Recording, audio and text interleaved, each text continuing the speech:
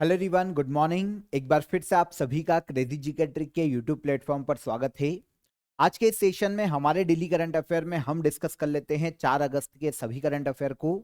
आज मंडे है, बहुत ही इंटरेस्टिंग करंट अफेयर आज के सेशन में हमको देखने को मिलेंगे, इसलिए सेशन में एंड तक बने रहिए। पसंद आए तो लाइक और शेयर कर दीजिएगा और पीडीएफ के लिए क्रेजी जीके ट्रिक एप्लीकेशन को चेकआउट कीजिए, वहां पर आपको पीडीएफ मिल जाएगी। रिलैक्स होकर पूरे सेशन को देखिए। 4 अगस्त का सबसे पहला इंपॉर्टेंट करंट अफेयर, सारे फैक्ट जो यहां पर मैं आपको बताऊं नोट कीजिएगा, सारे की सारे एग्जाम में पूछे जाने वाले हैं। देखिए, 71th नेशनल फिल्म अवार्ड्स में बेस्ट एक्ट्रेस का पुरस्कार किस अभिनेत्री ने जीता है? तो रिसेंटली जो हमारी ministry of information and broadcasting है, उसने 71th नेशनल फिल्म अवार्ड को अनाउंस किया है। इसमें बेस्ट एक्ट्रेस का जो अवार्ड है ये दिया गया रानी मुखर्जी को। रानी मुखर्जी की एक मूवी आई थी 2023 में, मिसेस चटर्जी वर्सेस नॉर्वे। इसके लिए रानी मुखर्जी को बेस्ट एक्ट्रेस का अवार्ड दिया गया।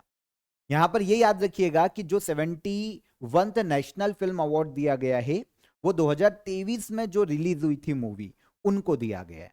ठीक है, अब 2025 में अवार्ड दिया गया 71th नेशनल फिल्म अवार्ड। देखिए, थोड़ा इतिहास देख लें तो नेशनल फिल्म अवार्ड की शुरुआत हुई थी 10 अक्टूबर 1951 में। शुरुआत तो 1951 में हो गई, लेकिन पहली बार ये अवार्ड दिए गए 1954 में।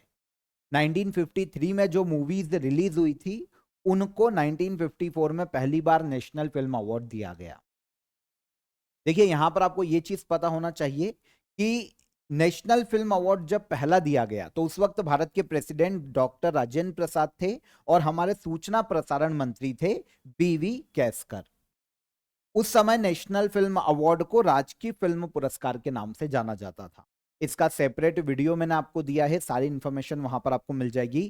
क्रेजी जीके ट्रिक आप यूट्यूब प्लेटफॉर्म को चेकआउट कीजिए। यूट्यूब प्लेटफॉर्म पर आपके लिए पैसे स्पेशली वीडियो मैंने क्रिएट किया है 71th नेशनल अवार्ड का, वहां पर आप उसको भी देख लीजिए। आपके वहां पर हमने एमसीक्यूज भी डिस्कस किए, तो आपकी काफी सारी प्रॉब्लम वहां पर सॉल्व हो जाएगी। वैसे मैं आपको यहाँ पर सारी इंफॉर्मेशन बता ही रहा हूँ, तो यहाँ भी आप देख सकते हैं। देखिए, नेशनल फिल्म अवार्ड जो पहली बार दिया गया था 1954 में, पहली बार जो बेस्ट फीचर फिल्म का अवार्ड था वो मराठी फिल्म को दिया गया, श्यामची आई नाम की मूवी थी। पहली बार जब शुरू किया गया तो बेस्ट एक्टर और बेस्ट एक्ट्रेस का अवार्ड नहीं दिया गया था। पहली बार ये अवार्ड शुरू किए गए थे 1967-68 में। 1967 की मूवीज को 1968 में पहली बार बेस्ट एक्टर और बेस्ट एक्ट्रेस का अवार्ड दिया गया। पहली बार बेस्ट एक्टर का अवार्ड दिया गया था उत्तम कुमार को और पहली बार बेस्ट एक्ट्रेस का अवार्ड दिया गया नरगिस दत्त को।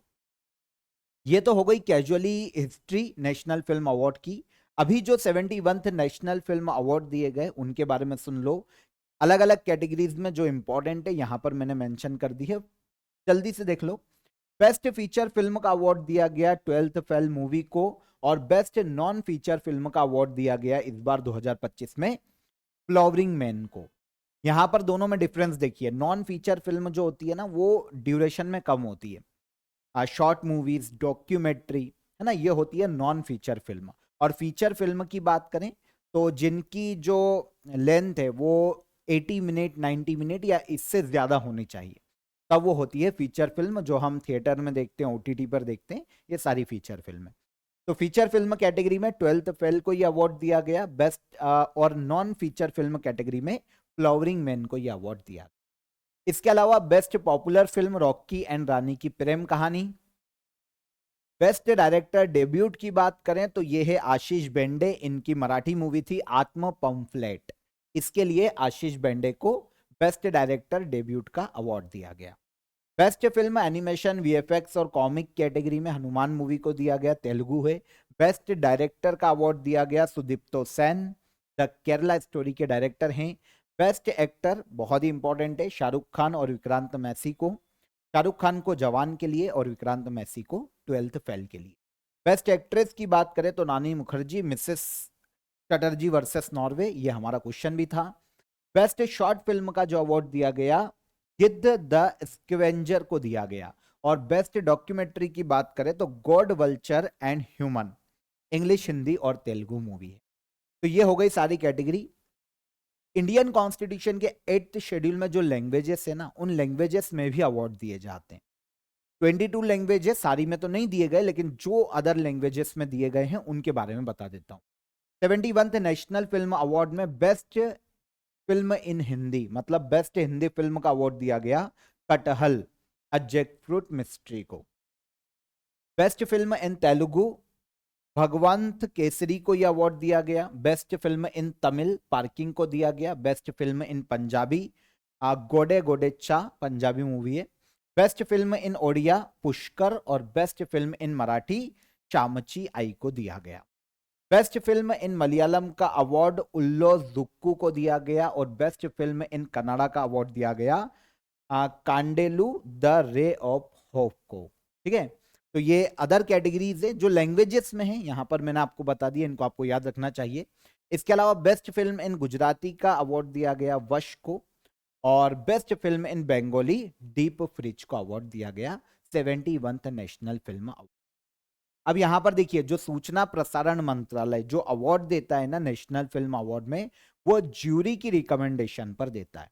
अब फीचर फिल्म की जो ज्यूरी बनी थी, 11 मेंबर की ज्यूरी थी, इसमें चेयरमैन थे आशुतोष गोवारिकर। ओके, और नॉन फीचर फिल्म कैटेगरी की जो ज्यूरी थी उसमें 7 मेंबर थे, अध्यक्ष थे पी शेषाद्री। तो ये हो जाती है सारी information 71th national film award की। इस स्पेशल वीडियो आप देख लीजिएगा, क्रेजी जिकेट्री के यूट्यूब प्लेटफॉर्म पर आपको मिल जाएगा। वहां पर मैंने आपको एमसीक्यूज भी कवर करवाए हैं।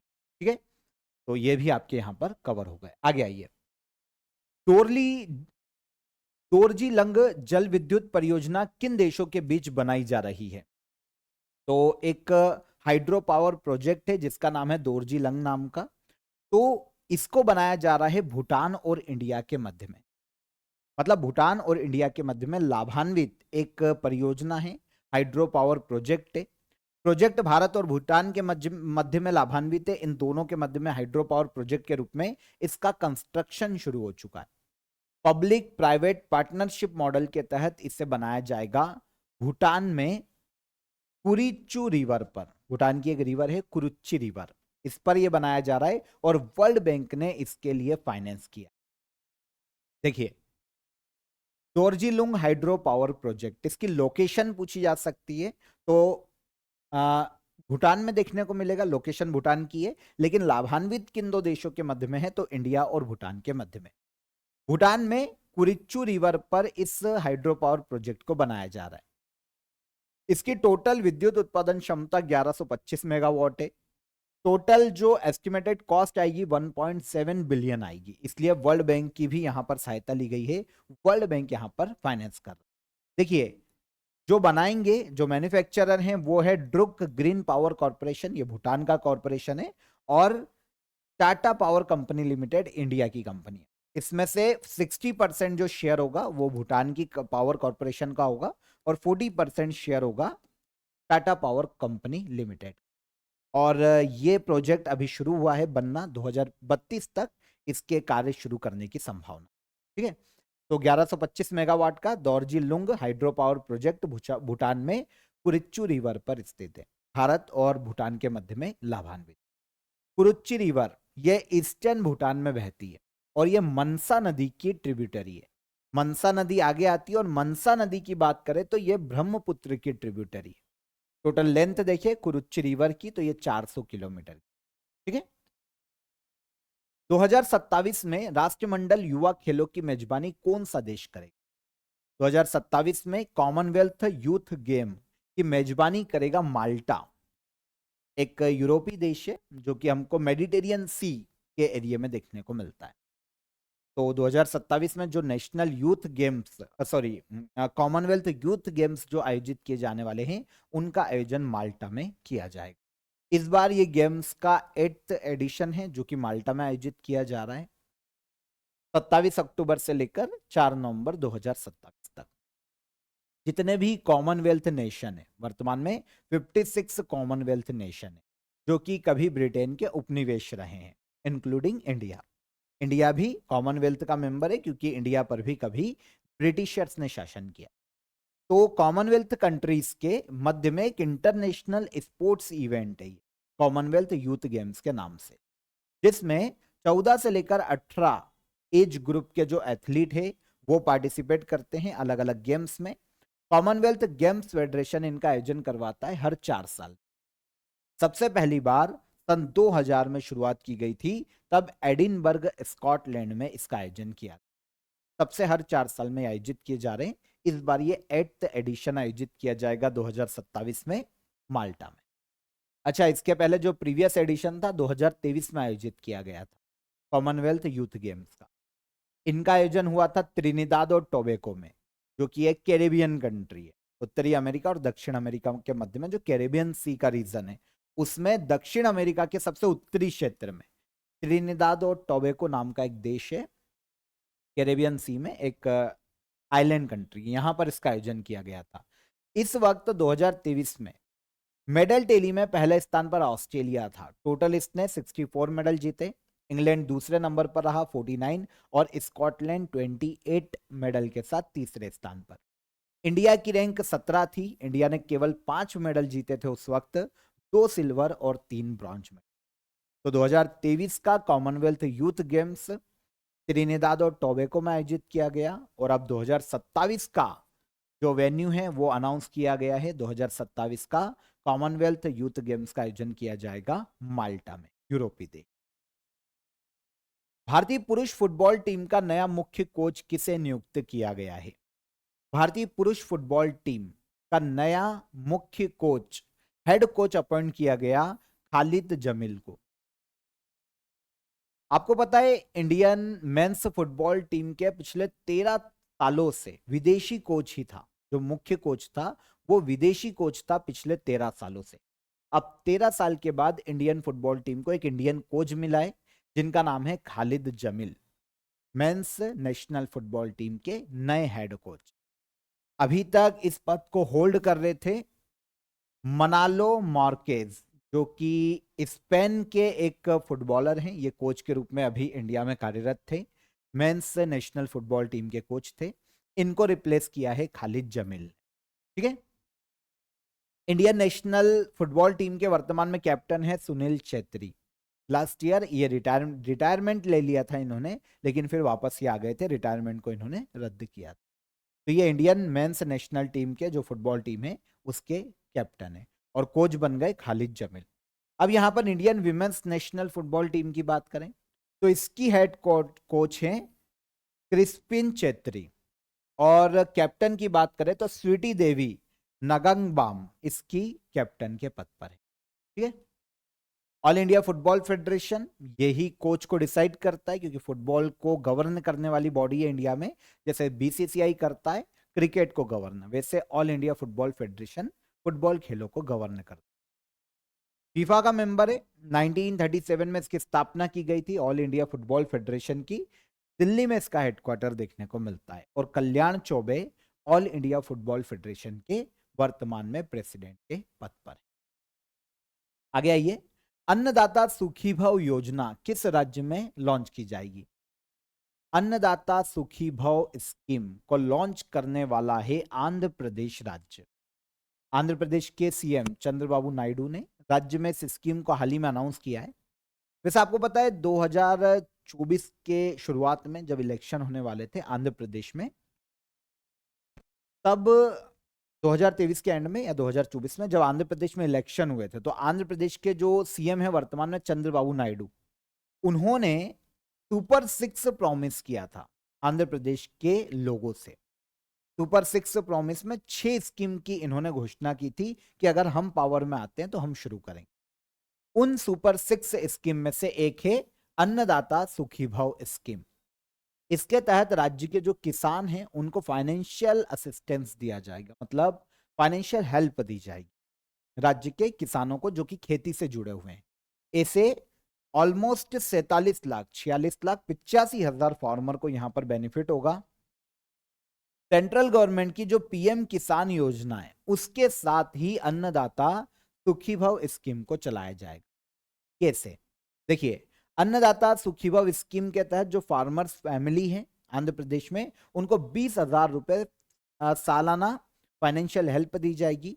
इसमें से 6,000 रुपए तो जो पीएम कृषि किसान स्कीम है सेंट्रल की, उसके तहत मिल ही रहे, तो 6,000 उसको माइनस करो।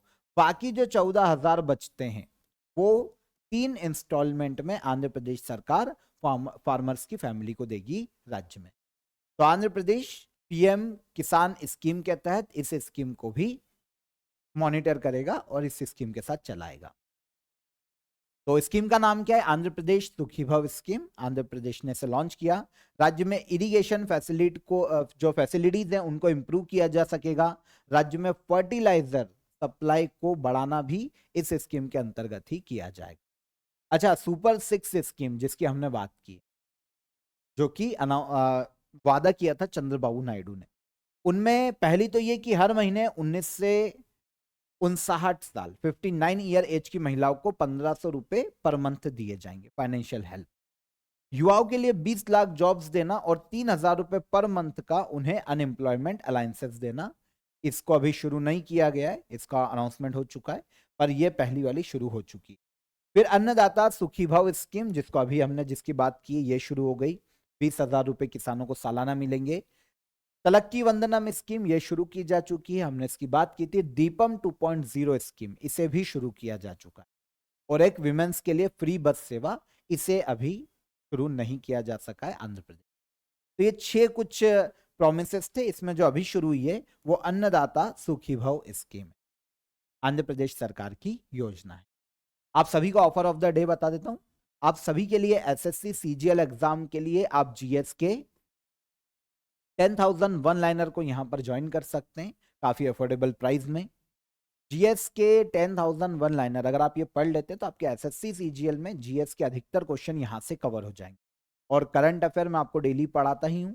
अगर आप ये सेशन को भी कंटिन्यू करते हैं और अगर आप देख रहे हैं पिछले 1 साल से, तो आपको एसएससी सीजीएल में आप स्कोर कर पाएंगे बहुत अच्छा खासा जीएस के पोर्शन। तो आप ये 10,000 वन लाइनर ज्वाइन कीजिए, बायलिंगुअल आपके लिए अवेलेबल है। डिस्क्रिप्शन में मैं आपको इसकी लिंक दे दूंगा, वहां पर क्लिक करके आप इससे डायरेक्ट अवेल कर लीजिए। ओके, और कोई भी हर्डल आता है हेल्पलाइन नंबर पर कॉल कीजिए, हमारी सपोर्ट टीम आपकी मदद कर दे। आगे आइए। हाल ही में भारतीय नौसेना की आईएनएस हिमगिरी किस प्रोजेक्ट के तहत दी गई है? भारतीय नौसेना को, इंडियन नेवी को आईएनएस हिमगिरी किस प्रोजेक्ट के तहत दिया गया है? आईएनएस हिमगिरी जो कि एक युद्ध पोत है ना, इसको प्रोजेक्ट 17A के तहत इंडियन नेवी को हाल ही में सौंपा गया है। भारत की जो शिप निर्माता युद्धपोत बनाने वाली एक कंपनी है, garden reach shipbuilders and engineers, इसने इंडियन नेवी को आईएनएस हिमगिरी सौंपी है हाल ही में। प्रोजेक्ट 17A के तहत नीलगिरी क्लास की यह स्टील्थ गाइडेड मिसाइल फ्रिगेट से, ये क्या होता है? देखिए, स्टेल्थ गाइडेड मिसाइल फ्रिगेट की बात करें तो एक ऐसा युद्धपोत जो कि बिना रडार के बिना रडार पर आए, है ना, बिना किसी ऐसे सिग्नल के डिटेक्ट हुए बिना दुश्मन पर आक्रमण कर सकते, है ना। रडार, सोनार ऐसे सिस्टम भी इसको डिटेक्ट नहीं कर पाएंगे। तो एक छोटे युद्धपोत होते हैं। तो ऐसे 7 युद्धपोत बनाए जा रहे हैं प्रोजेक्ट 17A के तहत। अभी तीसरा जो युद्धपोत है उसकी डिलीवरी दी गई है इंडियन नेवी को, यह है INS Himgiri. Garden reach shipbuilders and engineers ने इसे बनाए हैं।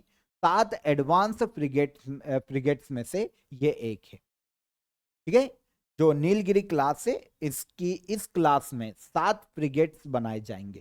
सातों के नाम इंडिया की जो मेन पर्वतमालाएं हैं उनके नाम पे रखा जा रहा है। इन सभी फ्रिगेट्स में 8 ब्रह्मोस सुपरसोनिक क्रूज मिसाइल भी है जिसे वेपन्स की तरह यूज किया जा सकता है। अभी तक जो इंडियन नेवी है ना, उसमें शिवालिक क्लास वॉरशिप का यूज किया जा रहा था, ये आउटडेटेड हो चुकी है। तो इनको रिप्लेस किया जाएगा नई जो शिवालिक सीरीज की, है ना, शिवालिक सॉरी नीलगिरी क्लास की जो नई फ्रिगेट्स बन रहे हैं उनसे रिप्लेस किया जाएगा शिवालिक क्लास वॉरशिप।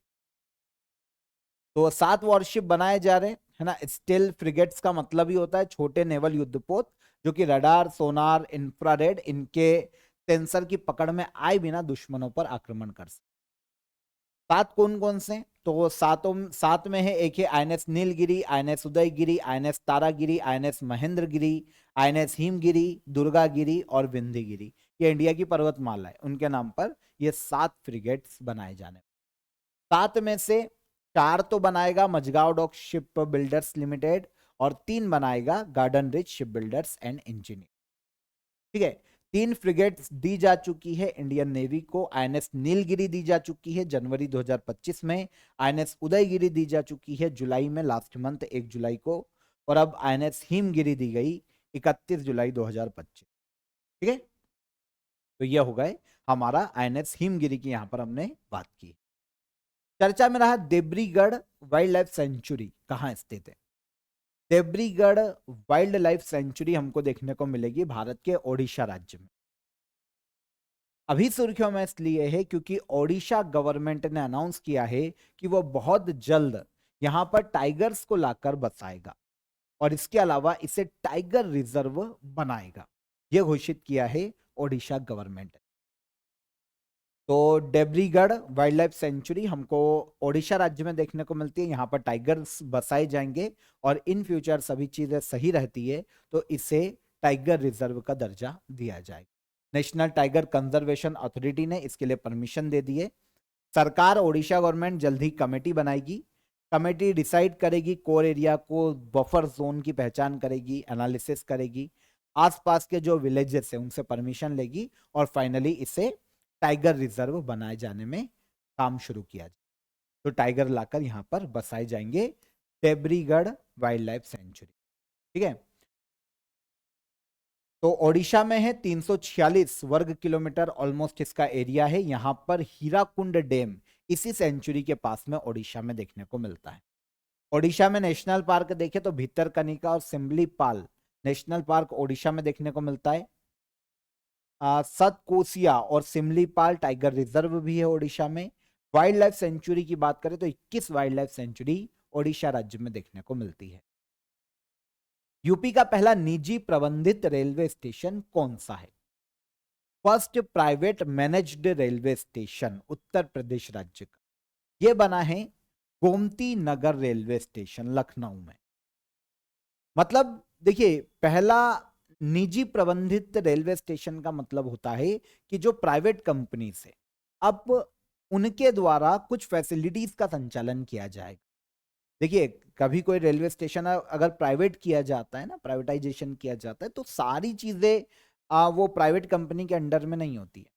कुछ चीजें रेलवे की अथॉरिटी के अंदर अंतर्गत रहती है और फिर कुछ चीजें दी जाती है, कुछ फैसिलिटी ऐसी होती है जो कि प्राइवेट कंपनी के हाथ में दी जाती है।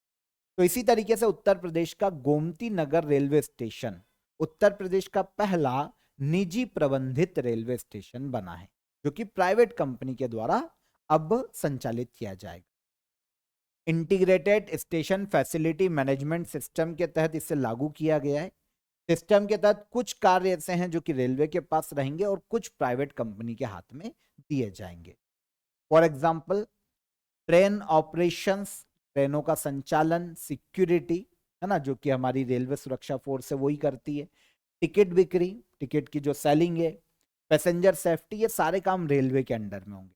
लेकिन अगर दूसरी तरफ प्राइवेट कंपनी की बात करें तो मेंटेनेंस, कैटरिंग, पार्किंग, क्लीन किया जाना, ये कुछ ऐसे काम हैं जो कि प्राइवेट सेक्टर के हाथ में सौंपे जाएंगे।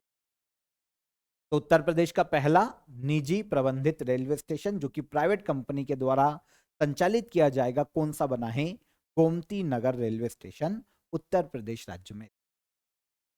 पहला शतरंज ई स्पोर्ट्स वर्ल्ड कप किसने जीता, ये भी क्वेश्चन इंपॉर्टेंट है, नोट करना। पहली बार ही शतरंज ई स्पोर्ट्स वर्ल्ड कप का आयोजन किया गया।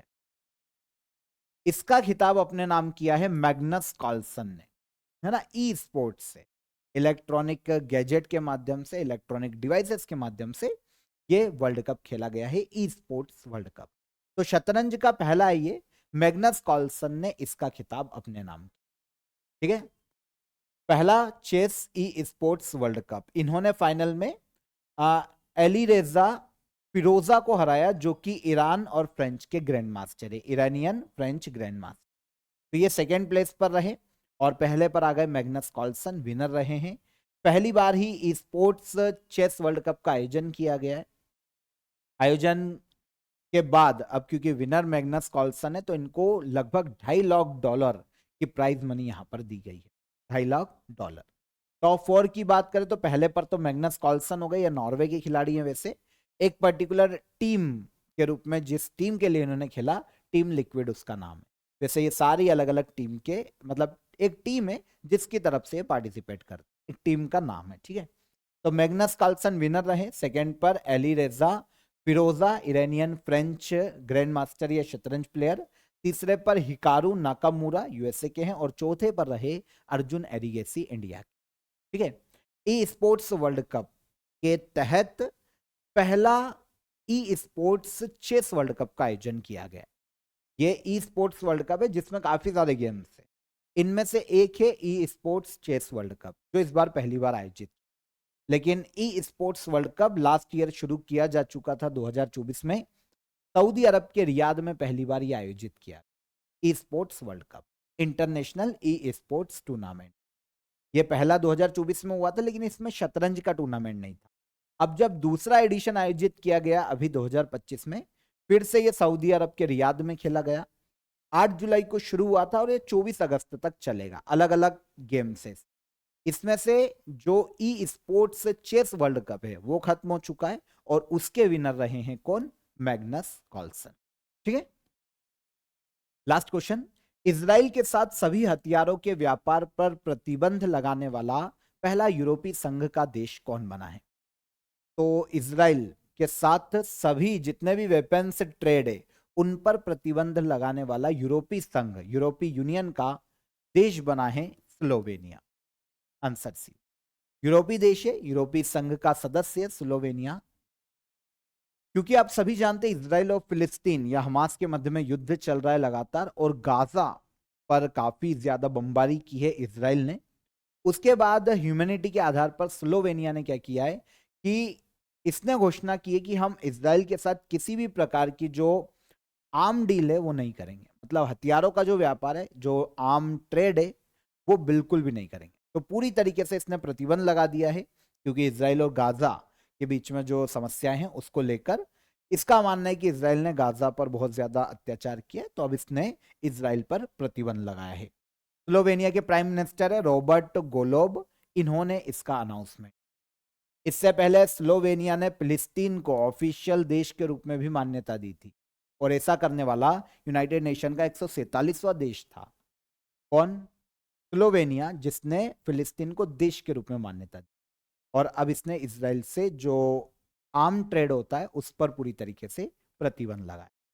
यूरोप का देश है, लुब्लियाना इसकी कैपिटल है, और प्राइम मिनिस्टर के पद पर नताशा पिक मुसर हैं, और पीएम के पद प्रेसिडेंट के पद पर नताशा पिक मुसर हैं, और पीएम के पद पर रॉबर्ट गोलोब, जिनकी अभी हमने बात की। यूरोप का देश है, ठीक है। तो याद रखिएगा स्लोवेनिया यूरोप की एक कंट्री, यूरोपीय यूनियन का भी मेंबर है, ये भी याद रखिए। तो यहाँ पर 4 अगस्त के हमारे सभी करंट अफेयर हो जाते हैं। डिटेल में हमने डिस्कस किए सारे करंट अफेयर। अब हम चलते हैं लास्ट डे के करंट अफेयर के रिवीजन पर, ठीक है। थार रेगिस्तान में मिला पहला हड़प्पा स्थल राजस्थान के किस जिले में स्थित है? कहां पर है ये? जैसलमेर, है ना। थार रेगिस्तान में हड़प्पा की पहली साइट जो आज तक खोजी गई। विक्रम साराभाई अंतरिक्ष केंद्र का निदेशक किसे नियुक्त किया गया है? ए राजा राजन। सुप्रीम कोर्ट ने सुरक्षित और मोटर योग्य सड़कों के अधिकार को फंडामेंटल राइट घोषित किया है। सुप्रीम कोर्ट ने इसे संविधान के किस आर्टिकल के तहत मौलिक अधिकार बताया? तो आर्टिकल 21 के तहत। म्यांमार का नया पीएम किसे नियुक्त किया गया? ये बने हैं यू न्योसा। कावलकोट हाइड्रो प्रोजेक्ट किस नदी पर बनाया जाएगा? ये बनाया जाएगा जम्मू कश्मीर में चिनाब रिवर पर। भारतीय सेना का नया उप सेना प्रमुख किसे नियुक्त किया गया? तो ये बने हैं लेफ्टिनेंट जनरल पुष्पेंद्र सिंह। दूसरे संयुक्त राष्ट्र खाद्य प्रणाली शिखर सम्मेलन स्टॉक टेक का आयोजन कहां किया गया? तो इसका आयोजन किया गया इथोपिया के आदिस अबाबा में। हाल ही में फॉर्च्यून ग्लोबल 500 सूची 2025 लिस्ट जारी की गई। इस सूची में भारत के लिए सर्वोच्च रैंक किस कंपनी ने प्राप्त की? तो यह रैंक मिली है रिलायंस इंडस्ट्रीज लिमिटेड को। भारत से मिले नए दुर्लभ ब्लड ग्रुप का नाम क्या रखा गया है? तो इसका नाम रखा गया है क्रीब। बीसी रॉय ट्रॉफी 2025-26 किसने जीती है? इस ट्रॉफी का खिताब जीता है मणिपुर की फुटबॉल टीम ने। Answer C. ये सारे करंट अफेयर कल के सेशन के हैं, रिवाइज हो गए हमारे। अब हम चलते हैं लास्ट डे के जो हमारे क्वेश्चन ऑफ द डे थे उनके आंसर पर। इंडियन नेशनल कांग्रेस की स्थापना के समय भारत के वायसराय कौन थे? तो ये थे लॉर्ड डफरिन। पानी का घनत्व किस तापमान पर अधिकतम होता है? 4 डिग्री सेल्सियस पर पानी का घनत्व सबसे ज्यादा होता है। टेलीविजन का आविष्कार किसने किया था? तो जॉन लॉगी बायरेड ने टेलीविजन का आविष्कार किया था। जॉन लॉगी बायरेड ने। ठीक है, तो ये तीनों क्वेश्चन के हमारे हो गए आंसर। अब आज के क्वेश्चन ऑफ द डे। चुंबकीय क्षेत्र की एसआई यूनिट या इकाई क्या है? सेकेंड, श्वेत रक्त कोशिकाएं व्हाइट ब्लड सेल्स शरीर में क्या कार्य करती है? सेकेंड क्वेश्चन, दिल्ली के किस सुल्तान ने बाजार नियंत्रण नीति लागू की? तीनों क्वेश्चन नोट कीजिए, आराम से देखिए और कमेंट में आंसर जरूर कीजिएगा। सेशन कैसा लगा ये भी बताइएगा। सेशन पसंद आया हो तो वीडियो को लाइक और शेयर कर दीजिए। चैनल पर पहली बार आए हैं तो चैनल को सब्सक्राइब कर लीजिए। कल फिर मुलाकात करेंगे नेक्स्ट डे के करंट अफेयर में। तब तक ख्याल रखिएगा अपना। जय हिंद, जय भारत।